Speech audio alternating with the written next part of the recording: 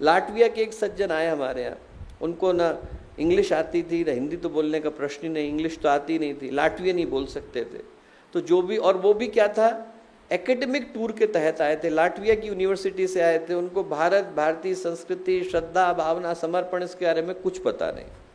यहाँ पर बातें होती थी, वो सब सुनते थे, अपने जो नोट बनाने होते थे बनाते थे, पर एक शिक्षार्थी के रूप में बनाते थे, भक्त या शिष्य के रूप में नहीं बनाते थे। नोट बनाए उनने, चलने का समय आया तो उनको हमने गुरुदेव माता जी का फोटो दिया। मैंने कहा कि यदि आपको कभी कोई परेशानी हो तो आप इनसे बोल देना, आप हृदय से बोलोगे, आपकी भावना पूरी होगी। अब उसको घटना को आए गए समय हो गया।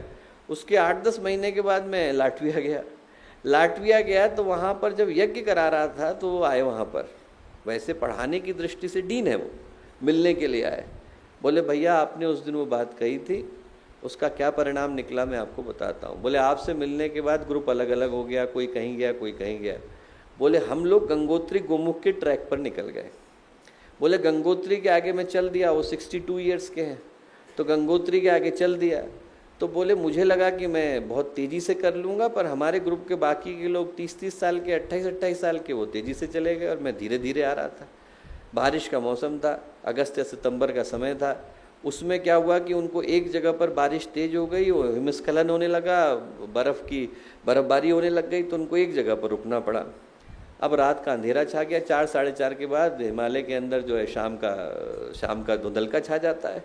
वो वहाँ पर बैठे परेशान हो रहे थे, उनको समझ में नहीं आ रहा था कहाँ जाएं, भाषा जानने वाला कोई नहीं, उस ट्रैक पर मिलने वाले कोई नहीं, फ़ोन काम नहीं कर रहा है, नेट काम नहीं कर रहा है, इंटरनेट है नहीं, ये भी पता नहीं कि किस जगह पर है। बोले आपने वो फ़ोटो दिया था गुरुदेव माता जी का, मैंने फ़ोटो को निकाला और उस फोटो से लाटवियन में कहा कि भैया यदि आप सच में हैं तो आकर के मेरी रक्षा करिए।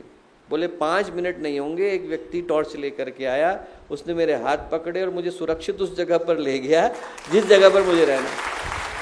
जो जानते नहीं, जो भाषा नहीं जानते हैं, वो यदि भाव से पुकारते हैं तो गुरुदेव को अपने मध्य में पाते हैं। दोस्तों, हम लोगों को मात्र मील का पत्थर बनने की आवश्यकता है, सिर्फ गुरुदेव की तरफ इशारा कर देने की आवश्यकता है।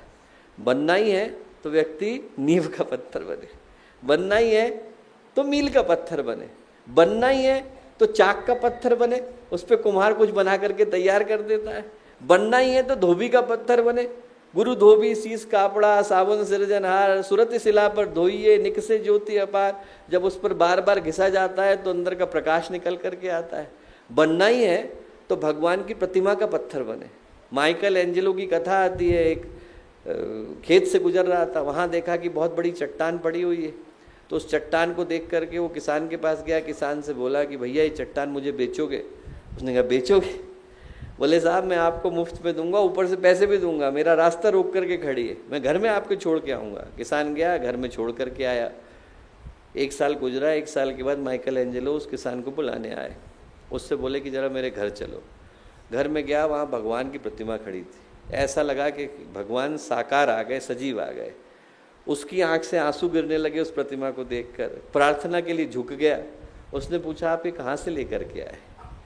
बोले उसी पत्थर के अंदर से निकल करके आई है जो तुम्हारे खेत में रास्ता रोक करके खड़ी थी। तुम्हें इसके अंदर के भगवान दिखाई नहीं पड़े, मुझे दिखाई पड़ गए। दोस्तों, अनगढ़ पत्थर तो हम सभी हैं। भगवान गुरुदेव जब हथौड़ा चलाते हैं तो इसके अंदर से प्रतिमा निकल करके आती है। हमारे YouTube चैनल शांति कुंज वीडियो गायत्री परिवार को सब्सक्राइब करें एवं बेल आइकन जरूर दबाएं ताकि गायत्री परिवार की विभिन्न गतिविधियों की जानकारी आपको मिलती रहे।